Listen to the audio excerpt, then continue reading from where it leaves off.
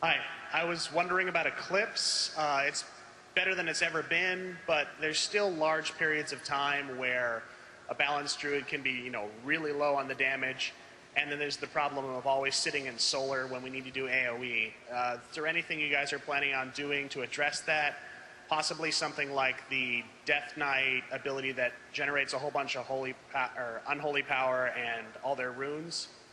So the first thing we're doing to address that, this is a 5.0 thing, not a 4.3 thing, is that Hurricane will have a new Arcane version that will activate while you're on the other side of the Eclipse bar. So that while you're on that side, you have a good AoE for when you have the Arcane or Eclipse up, and you have a good AoE for while the Nature Eclipse is up. And that will help to balance things a lot in terms of you're not like, I'm way over on one end and I want to be over on this end and I can't do what I need to do. But in general, the idea that at sometimes you're really awesome damage because Eclipse active and other times you're low, that's the essential nature of the Balance Druid. If you don't like that, maybe something else might be a better choice. Thanks. Thank you. Hi there.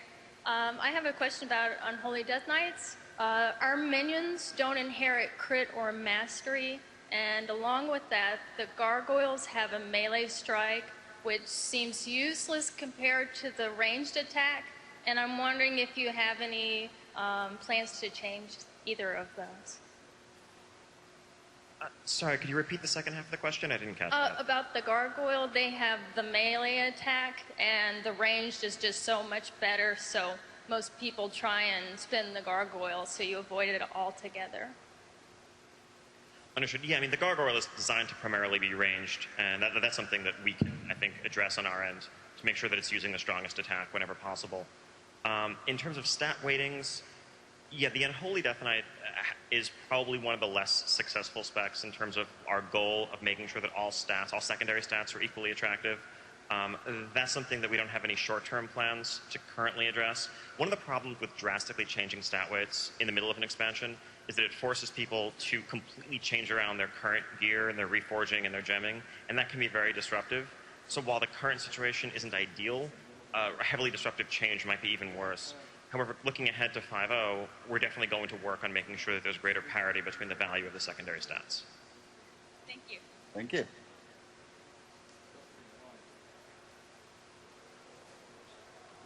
Hi, I have been playing since vanilla, and one of my favorite items that I've used even a lot, even till today, is Noggin Fogger Elixir. And I was wondering why we still are not able to mount when shapeshifted as a skeleton. Basic problem, our animation system does not have animations for all the costumes while you're mounted. And we decided to make a hard, fast rule. You're in some kind of transform, you can't mount. It was the only way to resolve literally hundreds of bugs. Was because we would get a situation where you're mounted in this transform that the animations just don't support properly. It looks stupid, it looks bad in the game, and we just don't feel we want the game to look like that. So we blocked that from existing. And to be fair, we blocked all the costumes instead of some, not others. To have a consistent rule. Thank you. Thank you.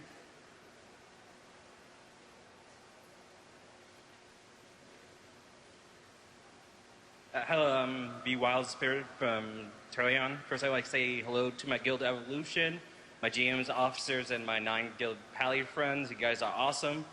This is more of a quality of life issue for healers, especially Holy Priests. But I've been a Holy Priest since March 2006, leveled all the way to 80, just Holy, with some discipline for increased DPS. Kata came out, that was nearly impossible, where it took me 10 minutes to do 10 extra minutes to do dailies. It took me hours longer. Is there any plan on making PvE solo more viable for priests, holy priests, and other healers? Or is the talent system change gonna answer that? I would just say it's certainly a lot easier than it was like in vanilla, right? Like if you're a healer and you're doing dailies. I think it's just up to a certain extent to where if you're a healer and you're gemming and chanting for healing and whatnot, how close a DPS are you with, like, say, a intended DPS spec like Shadow or something?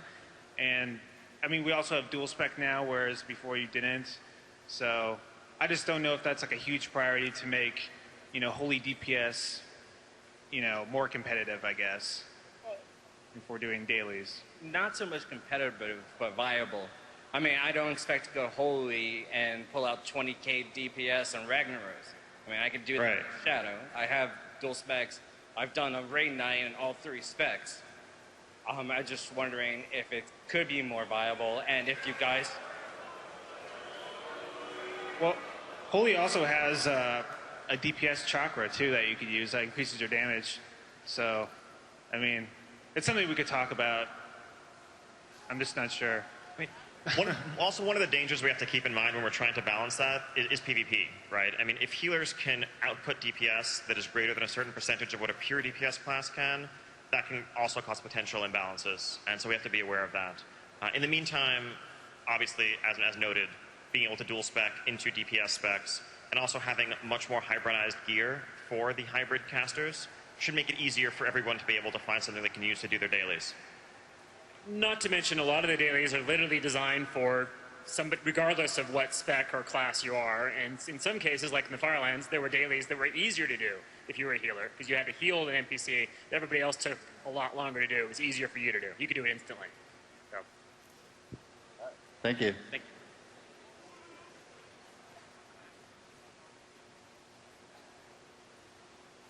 Hi, so I'm a rogue, so I just want to say first, thanks for the legendary. It's awesome. Rogues represent. You're welcome. So my question is regarding the new introduction of the Windwalker monk class, and also the formalization of cat druids as an official spec. With all these new melee DPS hybrids, what do you guys have planned to make sure that rogues are competitive as the only pure melee class, or we can't really bring some of the utility that, a healer or an off-spec, they can bring those abilities. What do you guys have planned for rogues to make sure that we're still bringing some utility? Well, I think we've moved away from a model where being a pure meant that you simply did way more damage than everyone else, and that only hybrids brought utility. I think everyone brings a little bit of everything. Right now, some of the best reasons to bring a rogue, aside from their excellent top-tier melee damage, also include things like the ability to fan crippling poison onto a bunch of things, or excellent interrupts, or stuns. Those are things that are useful in a number of encounters and will continue to be useful in a number of encounters going forward, as well as, of course, in PvP. I think we're clearly going to try to maintain the rogue gameplay niche. Just because you have a monk class that has some maybe similar mechanics in terms of energy bar being melee, doesn't necessarily mean that they're going to be stealthy. They're not going to have rogue poisons. They're not going to have all the little tricks that make being a rogue awesome and make rogues rogues. Thank you. Thank you.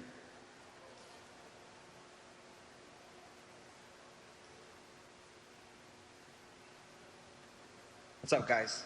Just wanted to give a shout out to Superiority Complex on McTheridan. Love you guys.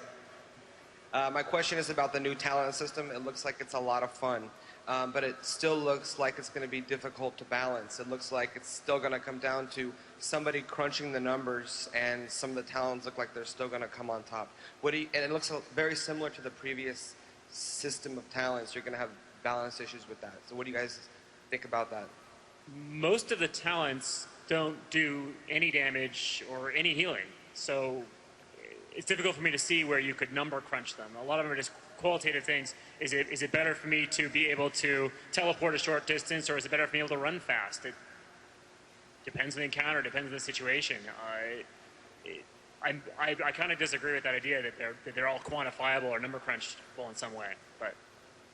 And there are some that do some damage, or where you can begin to make some of those comparisons. But currently, most of the numbers that are in there are obviously very far from final and are subject to balancing. And if anything, in some ways, it can be easier when we have a very limited decision set that we have to balance among, right? If everyone agrees that A and B are strictly superior to C, well, okay, what if we double the numbers on C? Okay, maybe now C is overpowered and it's too good. So then maybe there's a happy medium that we reach where suddenly that's actually a really hard choice, and people can't agree what the right answer is. Thank you.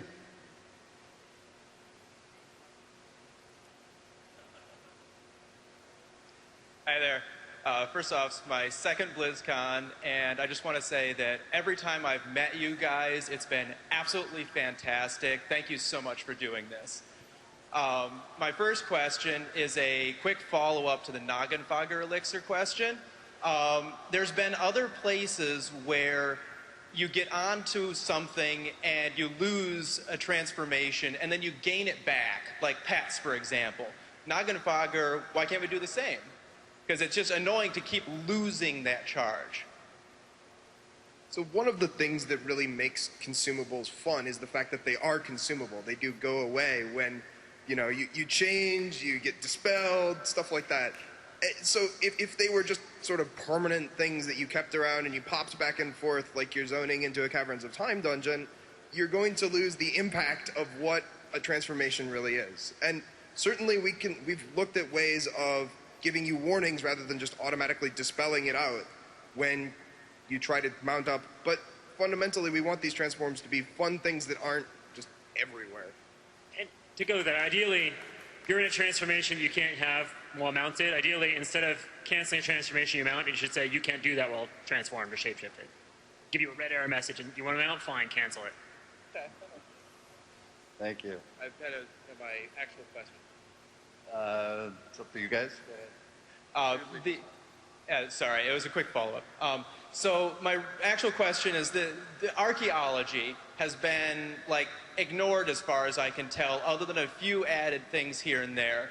Are we going to see anything better with cooldowns, not being so ridiculous on the vanity items? Are we going to see lower than max level items that have more variety? That kind of stuff. The archaeology items are all over the place. My favorite one, I literally use every single time it comes up. I never let the thing drop, is the Vrykul helm, because I just like being bigger than everybody else. There's cool things like that, and they're not all long cooldowns. They're just all different and eclectic and all over the place and unpredictable, and that's cool.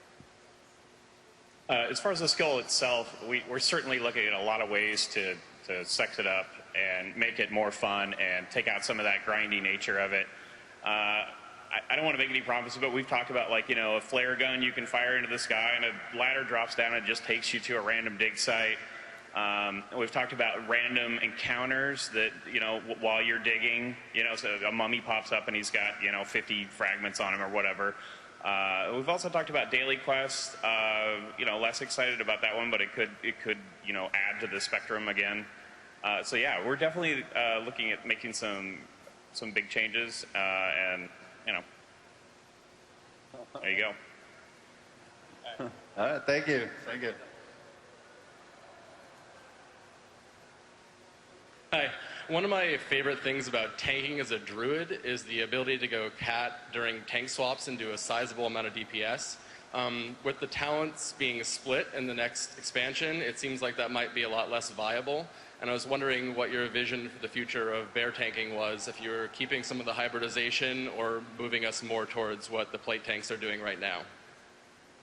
You are definitely going to be losing that DPS. The other tanks can't do that. So there's a fundamental inequity there. I'm a prot warrior. I can't turn around and do good DPS as a prot warrior. Why can the Feral Druid do it? And that is actually fundamentally why the two specs are being broken apart. In the past, we kind of experimented with, there were hard talent choices where you couldn't get all the cat things and all the bear things, and it was still too easy to do both. So the final solution was they're just two different specs. It's deliberate. Bears are not going to have rip or shred, but cats aren't going to have survival instinct, aren't going to have frenzy regen, and that's going to make for important changes for both of them in PvE and PvP. Right? The cat druid is not going to put a huge rip on you and then go to a bear and watch you bleed to death. He's not going to be able to do that anymore because he won't have all that extra armor, won't do as much damage. Thank you. I like that one. Come on up. Hi, I'm Lasana from Restokin. Resto Druids have a pretty decent single target rotation for healing, but when we AoE heal, we pretty much have gone back to mindlessly spamming Rejuve and Wild Growth, now with some Swiftman and Efflorescence mixed in. For the next expansion, are there plans to address our tool sets to give us more options than just sort of spamming hots around to mix in with our hots? There is one new ability plan, which is an alternate version of the Wild Mushroom that you can detonate to heal people instead of doing damage, so Wild Mushroom Bloom. But not a lot's changing in the Resto Druid toolset. Really, it's actually pretty damn good. I would say like a lot of druids enjoy that kind of play style of just running around hotting and stuff. When we did try to like tone down their hots and try to incentivize